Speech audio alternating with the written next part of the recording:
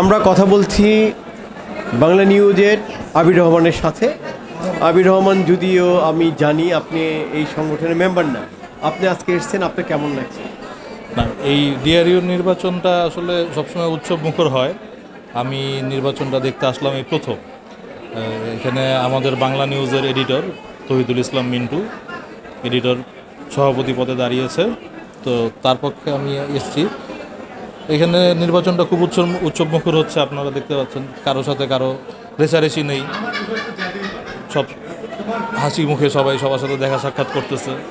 একটা রিইউনিয়নের মতন হচ্ছে, অনেকের সাথে দেখা হচ্ছে, আগের হাউসের অনেক কলিগের সাথে দেখা হচ্ছে, ভোট চাচ্ছি, ভালো লাগছে।